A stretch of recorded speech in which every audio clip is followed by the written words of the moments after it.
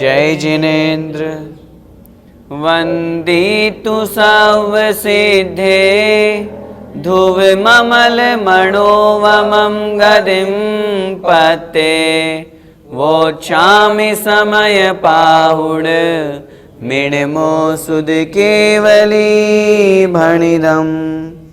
पंच परमेष्ठी भगवान की जय हो। समय सार जी महान ग्रंथादिराज का हम निर्जराधिकार पढ़ रहे हैं। पिछली ज्ञानशाला की कक्षा में हमने समझा था एक शंख की उदाहरण से आचार्य भगवान हमें बता रहे थे जिस प्रकार शंख सचित्त, अचित्त और सचित्ताचित्त अर्थात मिश्र सभी प्रकार के द्रव्यों का उपभोग करता है, सभी प्रकार के द्रव्यों को पदार्थों का भक्षण करता है। वे पदार्थ चाहे काले हों, चाहे पीले हों, चाहे नीले हों, किसी भी वर्ण के हों, लेकिन फिर भी उनका उपभोग करता हुआ भी वह शंख अपने श्वेत पने को, अपने धवल पने को नहीं छोड़ता है। ठीक उसी प्रकार जो ज्ञानी जीव होता है वह भी अनेक प्रकार के द्रव्यों का, चाहे वे सचित्त हों, अचित्त हों या मिश्र हों, सभी प्रकार के द्रव्यों का उपभोग करते हुए भी वह अपने आत्म स्वभाव में लीन होने के कारण से जो अन्य रागादि रूप परिणाम हैं, अन्य अज्ञान रूप परिणमन है, उस तरफ उसका परिणमन नहीं होता है। उन्हीं दोनों गाथाओं को और आगे विस्तार से आचार्य भगवान आज समझा रहे हैं। आज की इस कक्षा में हम 3 गाथाएं पढ़ेंगे जो उन्हीं दोनों गाथाओं के आगे हैं और उन्हीं का विस्तार है। देखें गाथा क्रमांक 236। जय्यास एव शंखो, जय्यास एव शंखो, सेद सहावं स्वयं पजहि दूण, सेद सहावं स्वयं पजहि दूण, गच्छेज किर्ण भावं, गच्छेज किर्ण भावं, तय्या सुक्कत्तणं पजहे। बोलिए जय्यास एव शंखो, सेद सहावं स्वयं पजहि दूण, गच्छेज किर्ण भावं, तय्या सुक्कत्तणं पजहे। जय्यास एव शंखो, सेद सहावं स्वयं पजहि दूण, गच्छेज किर्ण भावं, तय्या सुक्कत्तणं पजहे। गाथा का अर्थ देखते हैं। जय्यास एव शंखो, जय्या मतलब जब, स एव शंखो वही, शंखो अर्थात शंख। कौन सा शंख? जिसकी हमने पूर्व में चर्चा की थी पिछली कक्षा में कि वह शंख जो अपने स्वभाव को, शुक्लत्व स्वभाव को नहीं छोड़ता है, जब वही शंख सेद सहावम अपने श्वेत स्वभाव को, स्वयं अर्थात स्वयं ही, पजहि दूण छोड़ करके, वैसे तो अन्य उसको बहुत से निमित्त मिले तब उसने श्वेत स्वभाव को नहीं छोड़ा, सफ़ेद का सफ़ेद ही बना रहा, परंतु जब वही शंख स्वयं अपने आप ही सेद सहावम अपने श्वेत स्वभाव को, अपने सफ़ेद पने को, पजहि दूण छोड़ करके, गच्छेज प्राप्त हो जाता है, चला जाता है, किधर? किर्ण भावम अर्थात कृष्ण भाव को, कालेपन को, कालिमा को। जब वह शंख स्वयं ही अपने आप ही अपने श्वेत स्वभाव को छोड़ करके और कृष्ण रूप में परिणमन हो जाता है अथवा कृष्णता को प्राप्त हो जाता है, तय्या सुक्कत्तणं पजहे, तय्या तब वह शंख सुक्कत्तणं अपने शुक्लत्व को, अपने शुक्ल पने को, सफ़ेद पने को, पजहे अर्थात त्याग कर देता है, छोड़ देता है। कैसे छोड़ देता है? क्योंकि वो स्वयं ही चाहता है कि मैं कृष्ण रूप में परिणमन करूं। पहले तो अन्य निमित्त मिले, उन निमित्तों के मिलने पर वह अपने स्वभाव में रहा, लेकिन जब वह स्वयं ही इस तरह की भावना रख रहा है कि मैं अपने श्वेत पने को छोड़ करके कृष्ण पने को प्राप्त होऊं, तो वह अपने श्वेत पने को छोड़ देता है और कृष्णता को प्राप्त हो जाता है। एक बार फिर से गाथा का अर्थ देखें। जय्या जब, सएव शंखो वही शंख, सेद सहावम अपने श्वेत स्वभाव को, स्वयं अपने आप ही, स्वयं ही, पजहि दूण छोड़ करके, गच्छेज किर्ण भावम कृष्ण पने को, काले पने को प्राप्त होता है, तैया तब सुक्कत्तणम पजहे, वह अपने शुक्लत्व को छोड़ देता है, सफ़ेदपन को छोड़ देता है। क्या मतलब? आचार्य भगवान यहाँ पर ये कह रहे हैं कि जब वो शंख स्वयं चाहता है या स्वयं कृष्ण रूप में परिणमित होना चाहता है, तब वह अपने सफ़ेदपन को छोड़ देता है और कालेपन को प्राप्त हो जाता है। गाथा का भावार्थ देखें। जब वही शंख अपने श्वेत स्वभाव को स्वयं छोड़कर कृष्ण भाव को प्राप्त होता है, तभी वह शुक्लत्व को छोड़ देता है, अर्थात सफ़ेदपन से अब वह कालेपन को प्राप्त हो जाता है। इस गाथा का पद्यानुवाद पढ़ते हैं। मानो कि शंख खुद ही निज से चिगेगा, आत्मीयता धवलता यदि वो तजेगा, तो कृष्णता कलुषता उसमें उगेगी, वैभाविकी परिणति फिर क्यों रुकेगी। चिगेगा अर्थात डिग जाना, परिवर्तित हो जाना। अब इसी बात को आचार्य महाराज फिर एक और अगली गाथा से समझा रहे हैं कि किस प्रकार वह शंख अपने कृष्णत्व को प्राप्त हो जाता है, अपने स्वभाव को छोड़ करके विभाव में चला जाता है। देखें अगली गाथा। जह शंखो पोगल दो, जय शंखो पोगल दो, जैया सुक्कत्तणम पजहि दूण, जैया सुक्कत्तणम पजहि दूण, गच्छेज्ज किण्ण भावम, गच्छेज्ज किर्ण भावम, तैया सुक्कत्तणम पजहे। तैया सुक्कत्तणम पजहे। बोलिए। जय शंखो पोगल दो, जैया सुक्कत्तणम पजहि दूण, गच्छेज्ज किण्ण भावम, तैया सुक्कत्तणम पजहे। जय शंखो पोगल दो, जैया सुक्कत्तणम पजहि दूण, गच्छेज्ज किण्ण भावम, तैया सुक्कत्तणम पजहे। अभी जो हमने गाथा पढ़ी और जो पूर्व में गाथा पढ़ी थी, गाथा क्रमांक 236 और 237, दोनों में बहुत अधिक अंतर नहीं है, बहुत थोड़ा सा अंतर है। जो 236 का अर्थ भावार्थ वही यहाँ पर पुनः आचार्य महाराज कह रहे हैं। देखें अर्थ। जह शंखो पोगल दो, जह अर्थात जैसे, शंखो अर्थात शंख, कैसा शंख, पोगल दो अर्थात जो पुद्गल रूप में है, जो पुद्गल रूप में शंख है। जैया जब, सुक्कत्तणम पजहि दूण, सुक्कत्तणम अर्थात अपने शुक्लत्व को, अपने सफ़ेदपन को, पजहि दूण छोड़ करके, त्याग करके, गच्छेज किण्ण भावम अर्थात प्राप्त होता है। किसको? किण्ण भावम अर्थात कृष्णपने को, कृष्ण भाव को। जैसे ही वह पौद्गलिक शंख जब अपने शुक्लत्व को छोड़ करके कृष्ण भाव को प्राप्त होता है, तैया तब वह शंख सुक्कत्तणम पजहे अपने शुक्लत्व को छोड़ देता है। यहाँ पर आचार्य महाराज ये क्यों कह रहे हैं, क्यों उदाहरण दे रहे हैं शंख का? इसलिए दे रहे हैं क्योंकि जब शंख स्वयं अपने स्वभाव को छोड़ देता है तो विभाव रूप में परिणमित हो जाता है। जब वह अपने स्वभाव में रहना चाहता है तब सचित्त अचित्त अथवा मिश्र कितने भी पदार्थों का उसको निमित्त मिले, वह अपने स्वभाव का त्याग नहीं करता, वह शुक्ल का शुक्ल ही बना रहता है।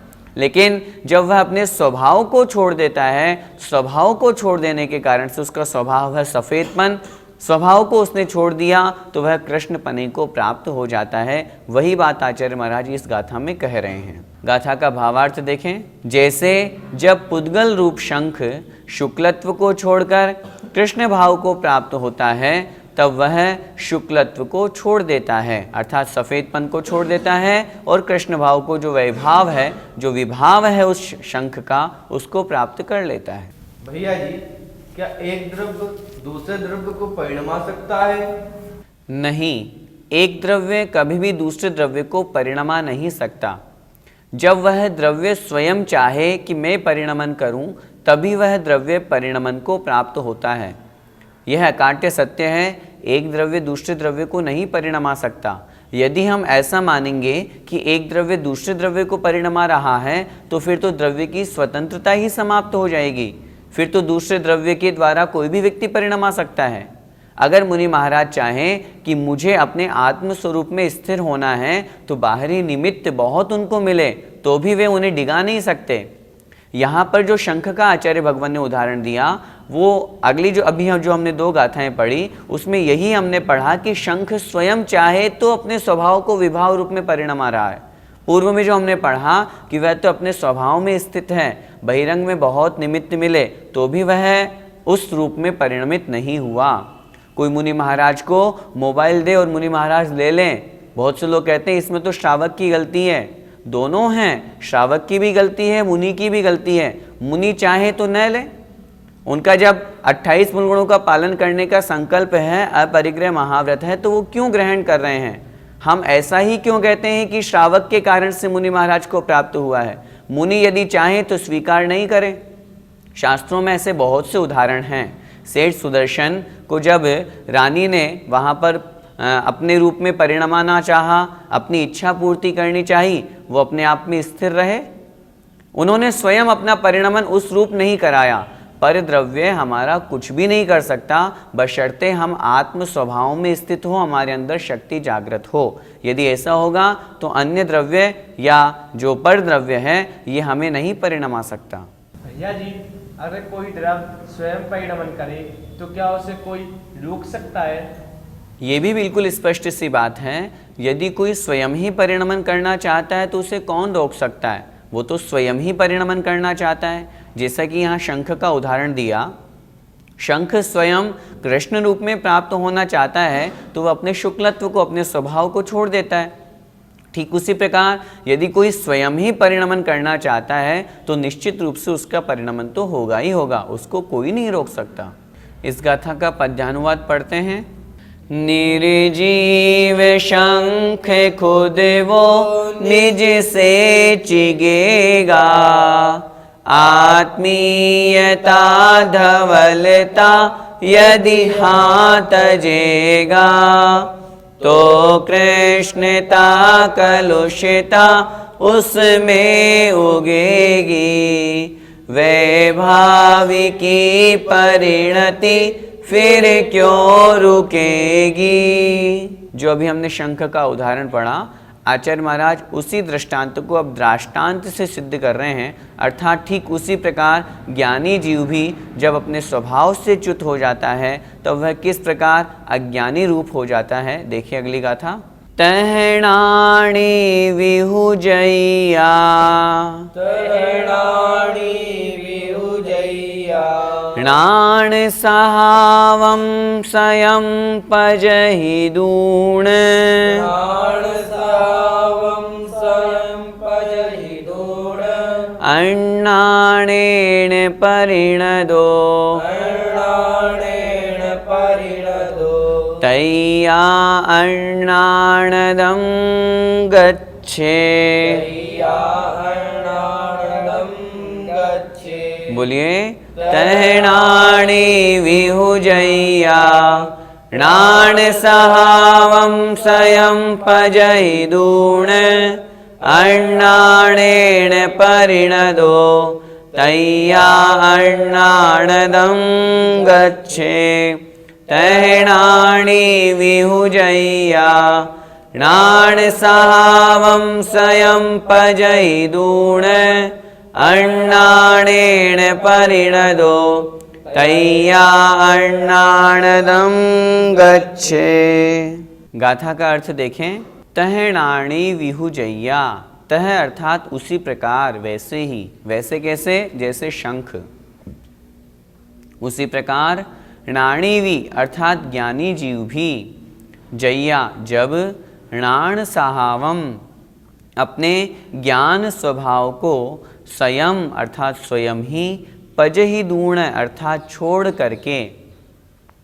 ठीक उसी प्रकार जिस प्रकार उस शंख ने अपने स्वभाव को छोड़ करके अपने स्वभाव रूप शुक्ल पने को छोड़ करके विभाव रूप कृष्ण पने को स्वयं ही प्राप्त कर लिया, ठीक उसी प्रकार यदि कोई ज्ञानी जीव अपने ज्ञान स्वभाव को स्वयं ही छोड़ करके अण्णाणेन परिणदो अज्ञान रूप से परिणत हो जाता है, उस जीव ने अपने ज्ञान स्वभाव को छोड़ दिया और अज्ञान रूप भाव को वह जीव स्वयं ही प्राप्त हो गया, तैया तब वह जो ज्ञानी जीव है अण्णाणदम गच्छे, अज्ञानत्व को अर्थात अज्ञान भाव को गच्छे अर्थात प्राप्त हो जाता है।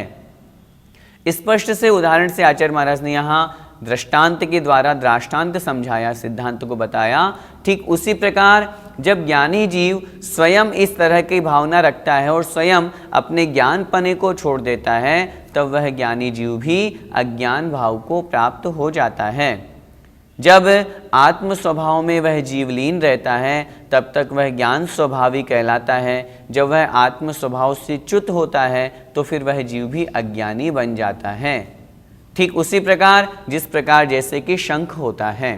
फिर से गाथा का अर्थ देखें, तह उसी प्रकार णाणीवी ज्ञानी जीव भी जैया जब णाण सहावम ज्ञान स्वभाव को स्वयं अर्थात स्वयं पजहि दूण अर्थात छोड़ करके अण्णाणेन परिणदो अज्ञान रूप से परिणत होता है। जैसे ही वह ज्ञानी जीव अपने ज्ञान स्वभाव को छोड़ करके अज्ञान रूप में परिणत होता है, तब वह ज्ञानी जीव भी अण्णाणदम गच्छे अज्ञानत्व को प्राप्त हो जाता है, अर्थात अपने स्वभाव को छोड़ करके वह भी विभाव में परिणमित हो जाता है। गाथा का भावार्थ देखें, उसी प्रकार ज्ञानी भी अपने ज्ञान स्वभाव को छोड़कर अज्ञान रूप परिणमन करता है तो अवश्य अज्ञानी बन जाता है, अर्थात वह स्वभाव से अज्ञान रूप विभाव में परिणत हो जाता है। भैया जी, परिद्रव्य को भोगने पर बंद होना अनिवार्य है क्या? परद्रव्य को भोगने पर बंद होना यह डिपेंड करता है वह राग भाव से भोग रहा है अथवा वीतराग भाव से। यदि राग भाव से भोग रहा है तो बंध तो नियम से होगा ही होगा। जब तक सराग अवस्था है वो परद्रव्य को भोग रहा है, राग द्वेष कर रहा है, निश्चित रूप से नवीन कर्मों का बंध होगा और कर्मों की निजरा भी नहीं, क्योंकि वहाँ पर उस जीव के साथ में राग है। लेकिन यदि कोई वीतराग अवस्था को प्राप्त है, जैसा कि हमने पहले भी समझा था, कोई मुनि महाराज आत्म ध्यान में लीन हैं, उनके ऊपर सचित्त अचित्त और मिश्र पदार्थों के द्वारा किसी भी तरह का उपसर्ग हो रहा है अथवा यूं कहें कि उनका वो भोग कर रहे हैं। सचित्त पदार्थों की अपेक्षा से हमने समझा था किसी पशु अथवा किसी जानवर के द्वारा उनके ऊपर शरीर घाती उपसर्ग किया गया। अचित्त की अपेक्षा से अग्नि जल रही है, लोहे के गर्म आभूषण पहना दिए, मूसलाधार बारिश हो रही है। सचित्ता चित्त में हमने समझा था हथियार लिया हुआ कोई पुरुष है, तो उस समय उनकी वीतराग अवस्था है, वो पदार्थों का भोग कर रहे हैं। लग रहा है कि पांचों इंद्रियों के द्वारा उपभोग किया जा रहा है, लेकिन फिर भी राग भाव के अभाव के कारण से राग वहाँ नहीं है, इस कारण से वहाँ पर उनके कर्मों का बंध नहीं होता है। भैया जी, क्या ऐसा भी होता है कि परद्रव्य को ना भोगे फिर भी बंद हो? हाँ, होता है। यदि इच्छा हुई, राग भाव हुआ, जरूरी नहीं है कि परद्रव्य को उसने भोगा ही सही, लेकिन मन में इच्छा होने से, राग भाव होने से तद्रूप बंद हो जाता है। जैसे शास्त्रों में स्वयंभू रमण द्वीप समुद्र में जो तंडुल मत्स्य रहता है, उसका उदाहरण शास्त्रों में आचार्यों ने कहा है। तंडुल मत्स्य वहाँ पर बहुत तंडुल छोटा सा आकृति का लिया हुआ होता है, लेकिन जब वह देखता है इतनी सारी मछलियाँ जा रही है आ रही है, महामत्स्य का मुंह खुला होता है, तब वह वाला जो प्रकरण है, तो वह मन में सोचता है कि मैं इस मच्छी की जगह होता तो जितनी सारी मछलियाँ अंदर गई है मैं सबको मुंह बंद कर लेता और खा जाता। उसने उन मछलियों का भोग नहीं किया, लेकिन फिर भी मन में राग भाव किया, इच्छा जागृत की, और इसी पाप के कारण से वह 7वें नरकायु का बंध कर लेता है। परद्रव्यों को नहीं भोगा फिर भी उसके कर्मों का बंध है। इसी प्रकार यदि कोई जीव परद्रव्यों को नहीं भोग रहा है लेकिन राग भाव उनके साथ में जुड़ा हुआ है, तो निश्चित रूप से कर्मों का बंध करता ही है। भैया जी, इन गाथाओं में क्या समझाया गया है? स्पष्ट सी बात है। इन गाथाओं में आचार्य भगवान कह रहे हैं, तू तो स्थिर रहे। यदि तू अपने आप में अपने स्वभाव में स्थिर रहेगा तो अन्य निमित्त तुझे नहीं परिणाम आ सकते। कर्म बंध तभी होगा जब राग होगा। यहाँ जो 5 गाथाएं आचार्य भगवान ने लिखी वो यही बतला रही है कि यदि वह शंख चाहे तो अपने स्वभाव को विभाव रूप में परिणमित करता है, उसी प्रकार जब ज्ञानी जीव अपने स्वभाव को छोड़ देता है तब वह विभाव रूप में आता है, तब वह अज्ञान रूप में आता है। इसलिए हम अपने इच्छा शक्ति जागृत करें, हम यह सोचें हमें आत्म स्वभाव को प्राप्त करना है, ज्ञानी पने को प्राप्त करना है, तो अपने स्वभाव में स्थिर रहना पड़ेगा। यदि हम इस तरह रहेंगे तो अन्य परद्रव्य हमारा कुछ भी नहीं कर सकते।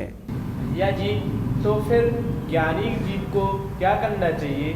सच पूछो तो ज्ञानी को कुछ नहीं करना चाहिए। आचार्य श्री कहते हैं मुनि महाराज के लिए श्रमण शब्द प्रयोग किया जाता है।